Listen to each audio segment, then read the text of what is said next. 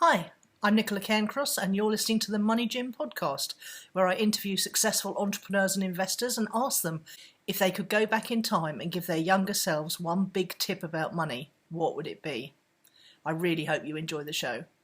James Schramko is the founder of the multi-million-dollar business success, superfastbusiness.com. He lives in Sydney, Australia, and surfs every day.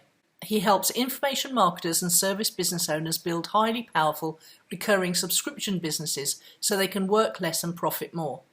His real-world experience running multi-million-dollar businesses uniquely positions him as a high-level problem solver of rare calibre. Teams, systems, cash flow, traffic and leverage are terms James understands better than most, and he's captured all his wisdom into a book, says what it does on the tin, much like James, called Work Less, Make More, which I highly recommend. So tell me about your business money, James. You sound like you've always had an awareness of money, mainly, from your grandparents and your parents, and then obviously your parents going through that experience where they lost their money must have woken you up even further. Have you always been good with money and managing it? And well, you've always been good with making it, obviously. Yeah, I have been fairly interested in that. My parents, having difficulty, taught me about mortgages and loans and car leases. Debt collection taught me a lot about mismanagement of money.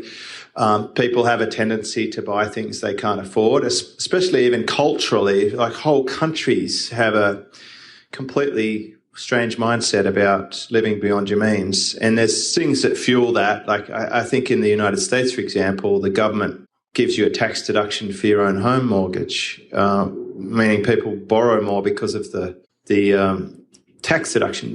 You should never borrow because of a tax deduction. Yeah. You borrow because you have to borrow, and the tax deduction is like a bonus. But so where I'm at now is I have no debt. I've been debt-free for 5 years. I don't like borrowing money for anything. I like to have cash reserves sitting in a bank account. It makes me feel more comfortable, which means that it's one of the most important things possible, and it's something that when I talk about it, you might resonate with. It removes desperation, and there's nothing more cheesy and janky than a desperate marketer who needs money because they start to forget about the customer and they're thinking only about themselves, and you can smell it and feel it, and it's just sleazy. So if you can be debt-free, if you can be in a position where you don't have any compromise financially, then it allows you to operate more in an organic and impactful way. I think it comes through in everything that you do. You're never desperate, lazy. You're just doing things because it's the right thing to do. Yeah, it makes decision-making a whole lot easier, that's for sure. And one of the things I learned from going bust is that how little you can actually live on. And so I determined when I was in that place that when I started, not if, because I knew I was going to start making real money again, I would never load myself up with debt again, because it was just crippling. There's some interesting ideas from books like The 4-Hour Workweek, for example.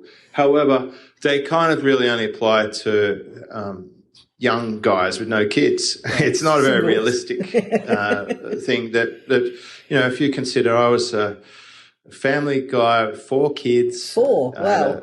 The average house price in Sydney is $850,000 as of last week, something like that. Our tax rate's pretty much 50%.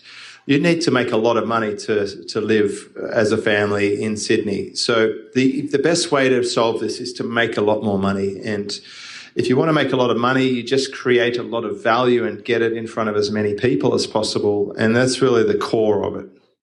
That's great advice. Do you invest in anything else apart from your business? Nope. I have cash reserves in a couple of different currencies, and I have my business, and I don't really need much else. I own my car, I own my surfboards and my furniture, and I'm happy not to be a share trader. I do currency trades because I take in a lot of income in different currencies and I have to convert, say, for example, a US dollar to Australian dollar conversion, and that can fluctuate quite a lot. So I time it right, and like I might make make money when it's 1 to 1, and then I'll sell it when it drops to 85 to 1. So it can be very beneficial to get the timing right. And then there's lots of fine-tuning things that I learned as a general manager. Like, here's a really simple one that almost nobody does, and that is, as soon as you have a reasonable level of income, go to your fund provider, whether it's PayPal or credit card, merchant facility, and ask them for a better rate. And in my case, I was able to go from like 2.7 or something like that to 1.1 for PayPal. And on a few $1 million a year, 1.5% makes a big difference. You've been listening to Nicola Cairncross on the Money Gym podcast. If you'd like to find out more about the Money Gym and how we can help you become more financially intelligent, just come on over to themoneygym.com. We'll see you over there.